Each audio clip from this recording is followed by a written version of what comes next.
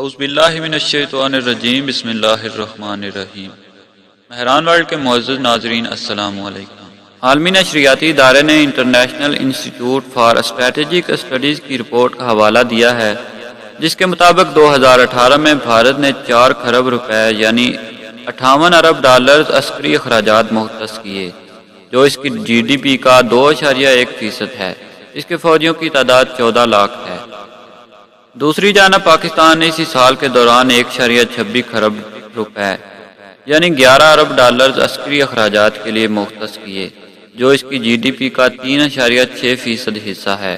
پاکستان کے فوجیوں کی تعداد 6,53,800 ہے۔ اسے غیر ملکی فوجی امداد کی مد میں گزشتہ سال 10 کروڑ ڈالرز بھی ملے تھے۔ Stock home international peace research انسٹی ٹیوٹ کے مطابق 1993 سے 2006 تک پاکستان کے سرکاری اخراجات کا 20% حصہ فوج پر خرچ ہوا، جبکہ 2017 میں سرکاری اخراجات میں سے فوج کے اخراجات 16.7% تھے۔ اس لحاظ سے دیکھیں تو بھارت نے سرکاری اخراجات میں سے فوج پر صرف 12% حصہ خرچ کیا۔ پاکستان اور بھارت دونوں کے پاس بیلسٹک میزائل ہیں جو جوہری ہتھیار لے جانے کی صلاحیت رکھتے ہیں۔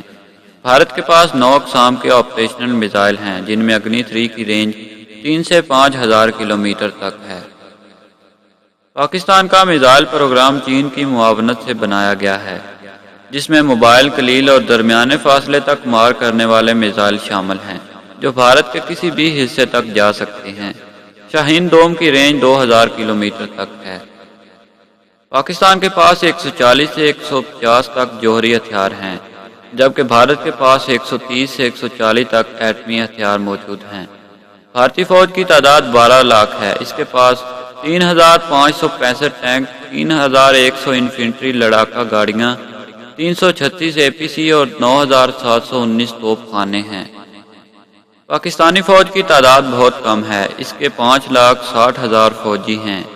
ٹینکوں کی تعداد 2,496، 1,605 اے پی سی، 4,472 آرٹلری گن بشمول 375 سیلف پروپیلڈ توپیں ہیں۔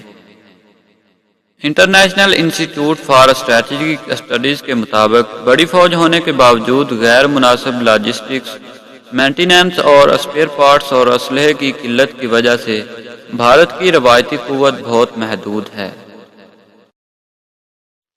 اسی کے ساتھ ہی آج کی ویڈیو کا اختتام ہوتا ہے۔ ویڈیو پسند آنے کی صورت میں ویڈیو کو لائک کیجیے، اور اگر آپ مستقبل میں ایسی ہی دلچسپ ویڈیوز دیکھنا چاہتے ہیں تو ویڈیو کے نیچے دیے گئے سبسکرائب کے بٹن کو دبا کر ہمارے چینل کو سبسکرائب کیجیے، اور ساتھ ہی گھنٹی کے بٹن کو بھی دبا دیجیے تاکہ جب بھی ہم کوئی نئی ویڈیو اپلوڈ کریں تو اس کی اطلاع آپ کو بر وقت مل سکے۔